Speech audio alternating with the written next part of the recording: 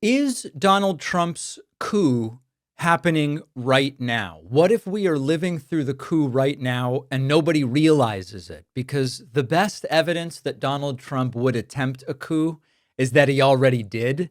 Think back to January 6th, which was not a one off tantrum. It was really an organized attempt to stay in power after losing an election. It failed, but Donald Trump certainly learned from it. And so there's like a fun fact that isn't so fun.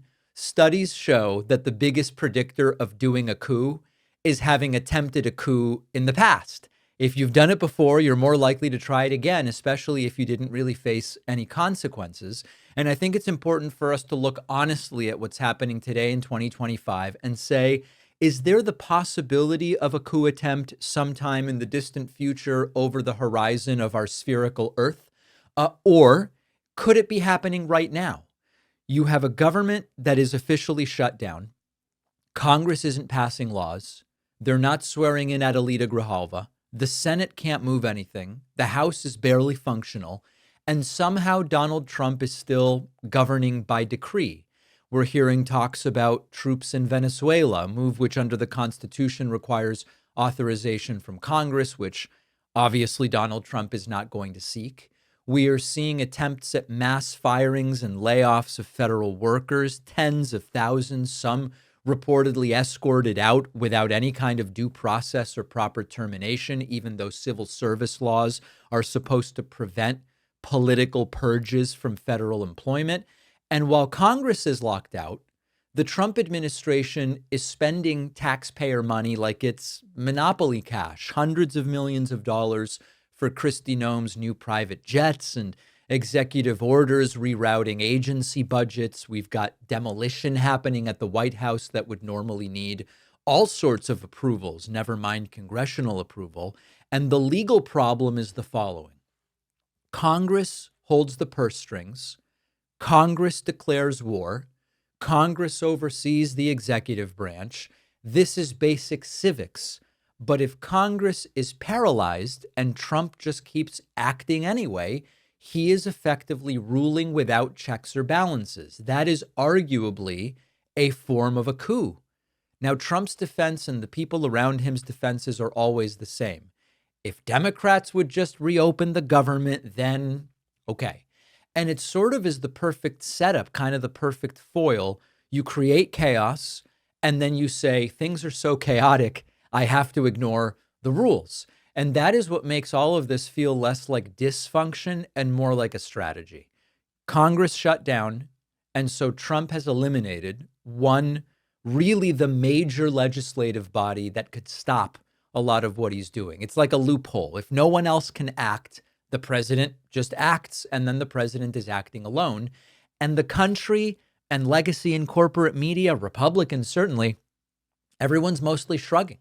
This is not a coup with tanks in the streets. It's a paperwork coup of sorts. It's bureaucratic. It's almost boring until suddenly you realize, wait a second, the rule of law is gone. What do we do now? And this is how complacency can be such a dangerous thing.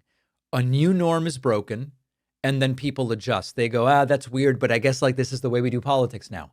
We've had 10 years of that, to the point where we now have an administration denying people due process, not seeking authorization for military action. It's a very, very long list. And so we go from unprecedented to it's kind of normal now, even though it really shouldn't be. And if you look at how democracies in the past have stopped being democratic, it's rarely like a single dramatic moment where everyone goes, it's no longer a democracy. It's a death of a thousand cuts, these little technical violations that get bigger and bigger and bigger. And this is how other countries have lost their democracies. Hungary did not collapse overnight. Erdogan didn't seize Turkey in a day. They chipped away at systems until there was nothing left to protect. And Trump is applying the same model, whether he knows it or not, with sort of better branding, red hats and make America great again. And I know what you're suffering from and only I can fix it. So I think we have to be open to the possibility that this is the coup. It's not a wild, violent one like we would have expected based on what happened on January 6th of 2021. It's a procedural coup. It's a paperwork coup. It's a quiet coup. And that may be the coup that works precisely because nobody recognizes it as a coup while it is happening. So we have sort of been asking, in a sense, the wrong question. We've been asking a lot of questions, but one of the questions that maybe is wrong or maybe misdirected is Trump going to try another January 6th? It kind of doesn't really seem like Trump needs another January 6th because he's figured out how he can do it slowly and in plain sight, a little ignoring of a court order here or whatever. And when people finally realize it, it won't be the start of the coup. It might be the end. And that should terrify every single one of us. What can you do?